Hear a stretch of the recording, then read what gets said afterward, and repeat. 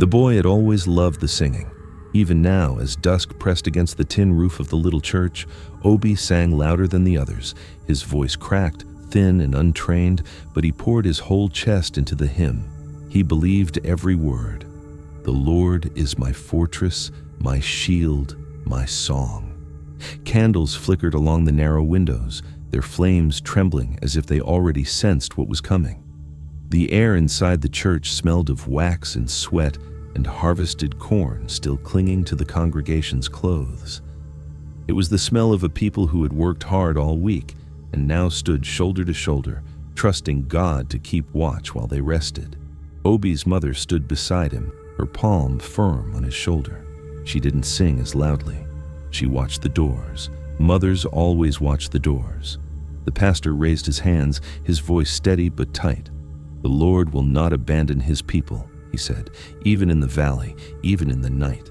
That was when Obi saw the shadow move outside, not the gentle sway of tree branches or passing clouds, but something low, hunched, crawling along the wall. It moved with purpose, with hunger. The hymn caught in Obi's throat.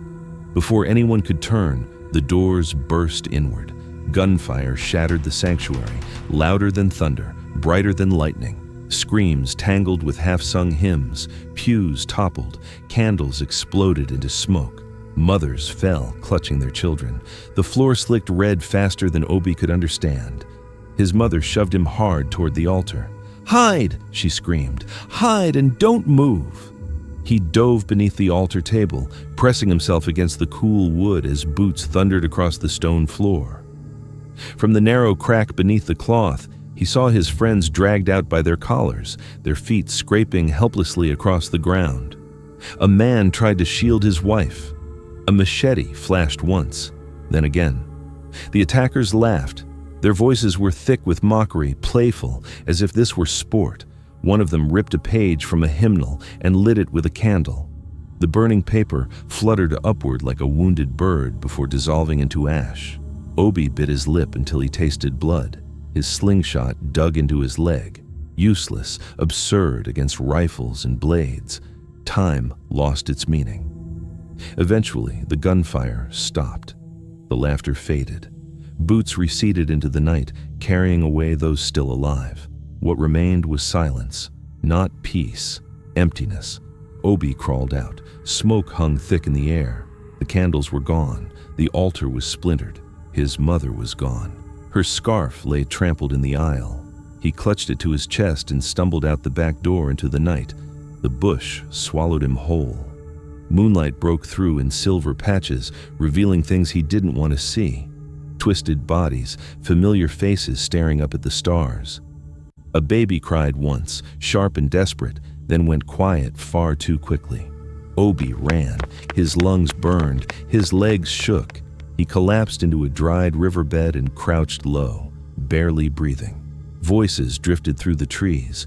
The raiders were mocking the hymns now, twisting the words, chanting them in broken rhythm. Laughter cracked like whips. Flashlights flared in the distance, slicing through the dark like the eyes of hunting dogs. Obi pressed his face into the dirt and bit his sleeve to keep from crying out. The soil tasted of iron. Maybe it was blood. Maybe it didn't matter. The night stretched on. Insects hummed, branches snapped. Armed men passed close enough that he could smell sweat and gun oil. His body ached from stillness, but fear pinned him in place. At last, dawn bled into the horizon. The village was smoke and ruin. The church still stood, barely. Blackened walls leaned inward. The roof had collapsed. Charred hymnals lay scattered like dead birds. Survivors wandered in shock, eyes hollow, mouths moving without sound. Obi returned to the altar. The stone was cracked. His mother's scarf was still clenched in his fist. On the ground lay a half-burnt Bible. He picked it up carefully.